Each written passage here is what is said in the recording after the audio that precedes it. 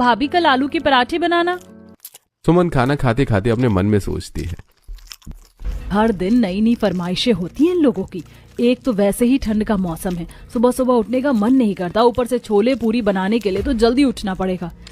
हाँ कह देती हूँ, कौन सा मैं सुबह उठकर बना रही हूँ। ठीक है नंदिता, मैं बना दूंगी।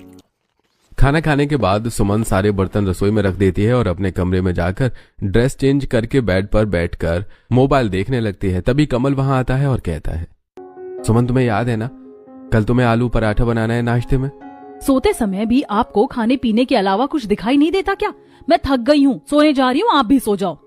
ऐसा कहकर सुमन सो जाती है। अगले दिन सुमन हमेशा की तरह लेट सोकर उठती है और रसोई में जाकर अपने आप से कहती है, हे भगवान, कितनी ठंड है। इस ठंड में मुझसे तो मेहनत करके कोई नाश्ता नहीं बनाया जाएगा। ऐसा करती हूँ, सभी को दूध के साथ कॉर्नफ्लेक्स दे देती हूँ।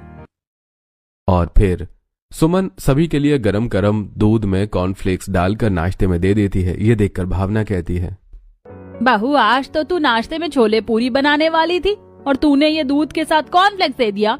माँ जी मैं लेट उठी थी, इस ठंड की वजह से बेड छोड़ा ही नहीं जा रहा था। वैसे भी आज मुझे जल्दी से काम खत्म करके अपनी किटी पार्टी में जाना है। अरे कोई बात नहीं बहू, कल तो इतवार है, सभी लोग घर पर ही रहेंगे, तो कल तू नाश्ते में आलू के पराठे बना लेना। ठीक है पिताजी, बना लूंगी।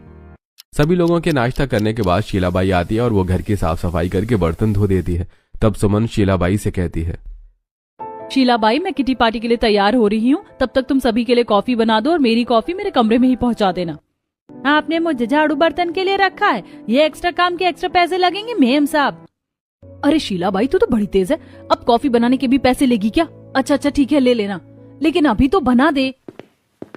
अब शीलाबाई रसोई में कॉफी बनाने के लिए चली जाती है। इधर सुमन तैयार होती है। तब तक शीलाबाई सभी को कॉफी देने के बाद सुमन को भी कॉफी ले जाकर दे देती है। सुमन कॉफी पीती है और अपनी सास को बताकर किटी पार्टी के लिए निकल जाती है।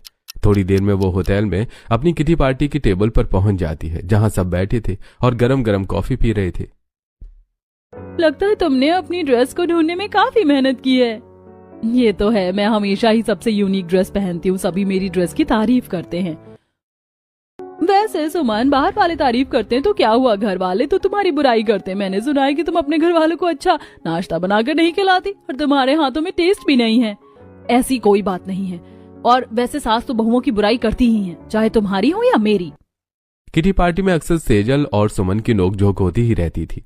सुमन किटी पार्टी एंजॉय करती है और शाम को घर आ जाती है, और ऐसे ही आज का दिन भी चला जाता है। और अगले दिन सुमन सुबह उठकर नहा धोकर रसोई में जाती है और आलू उबालकर उसे मैश करके हरी धनिया, हरी मिर्च और कुछ मसाले मिलाकर आलू के पराठे बनाना शुरू करती है।